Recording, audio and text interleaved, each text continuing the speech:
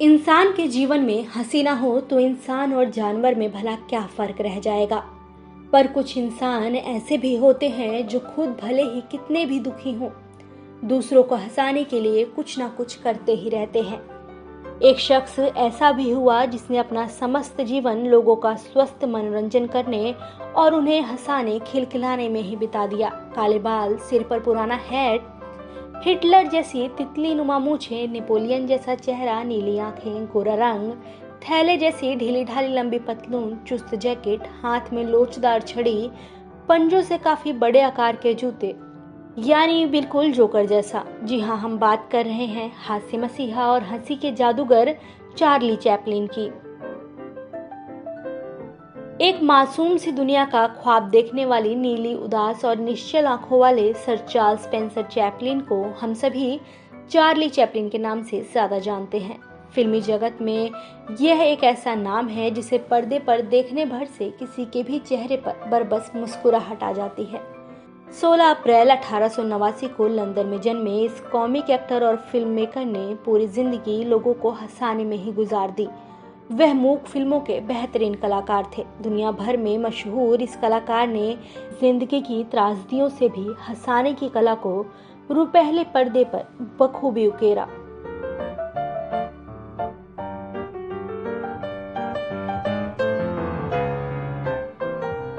काले सफेद पर्दे पर हंसी के रंग भरने वाले चार्ली के जीवन की शुरुआत ही तकलीफों से हुई।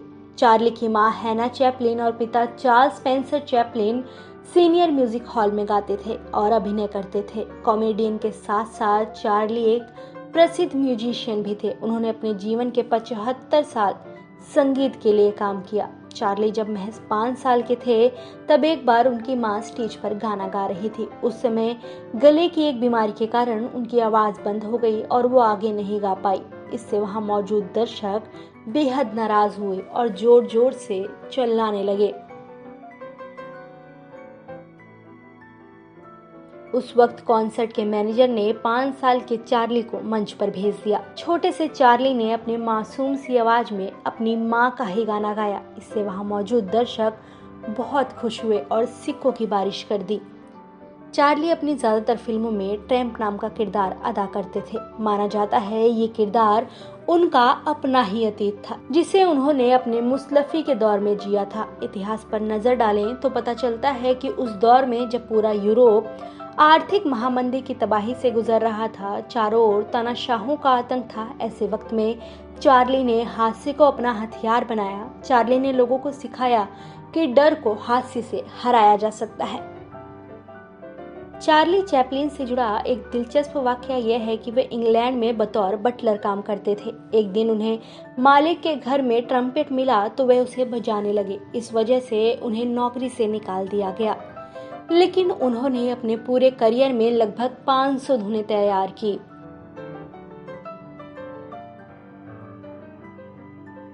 वही साल 1931 में हॉलीवुड स्टार चार्ली चैपलिन ने लंदन में ईस्ट इंडिया डॉक रोड स्थित एक छोटे से घर में महात्मा गांधी के साथ एक छोटी सी मुलाकात की। ठीक 1 साल बाद लॉस एंजलिस में चार्ली चैपलिन ने हॉकी के जादूगर और भारतीय आइकन मेजर ध्यानचंद के साथ मुलाकात की। यह भारत की 2 हस्तियों के साथ उनकी दूसरी यादगार मुलाकात थी। विदेश सचिव रहे दिनशो गुंडेविया ने अपने बायोग्राफी में लिखा है कि स्विट्जरलैंड में एक बार नेहरू जी को महान कॉमेडियन चार्ली चैपलिन ने अपने घर पर दावत पे बुलाया।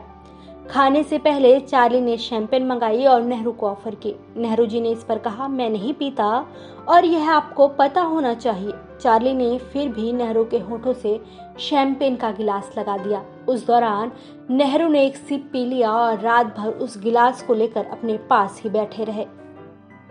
चार्ली ने अपनी जिंदगी में कुल 4 शादियां की। इन शादियों से उनके 11 बच्चे थे।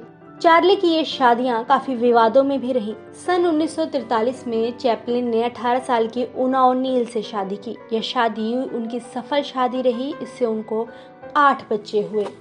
यूं तो चार्ली की सभी फिल्मों में उनकी अदाकारी सराहनीय रही, लेकिन चार्ली की ओर से बनाई गई फिल्मों a woman of Paris, the gold rush, the circus, city lights, the great dictator, monsieur बर्ट, लाइमलाइट, ये फिल्में बहुत सराही गई। चार्ली 6 जुलाई 1925 को टाइम मैगजीन के कवर पर आने वाले विश्व के पहले अभिनेता थे। 1928 में मूक फिल्मों का दौर खत्म हो गया था और बोलती फिल्मों की शुरुआत हो चुकी थी। लेकिन चार्ली ने इस बात की परवाह नहीं की और 1940 तक अपनी सभी फिल्मों में उन्होंने मूक अभिनय ही किया, क्योंकि चार्ली का कहना था कि जब उनका चेहरा ही सब कुछ बोलने में सक्षम है तो वह संवाद बोलने के लिए अपनी आवाज का सहारा क्यों ले। 1967 में यूनिवर्सल के बैनर तले बनी film a countess from Hong Kong Charlie की अंतिम फिल्म थी। अपने लंबे फिल्मी करियर में चार्ली ने छोटी और बड़ी अवधि की कुल 81 फिल्में की और अपने हास्य भरे अभिनय से दुनिया वालों का स्वस्थ मनोरंजन किया। 1972 में लाइफ टाइम ऑस्कर अवार्ड दिया गया। 1952 में बेस्ट ओरिजिनल म्यूजिक स्कोर पुरस्कार लाइमलाइट के लिए प्राप्त हुआ। चार्ली चैपलिन भी चाहकर विवादों से नहीं बच पाए। साल 1940 में आई उनकी फिल्म द ग्रेट डिक्टेटर काफी विवादों में रही।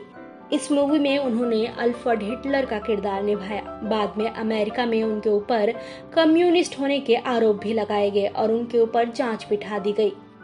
इसके बाद चार्ली ने अमेरिका छोड़ दिया और स्विट्जरलैंड में जाके बस गए।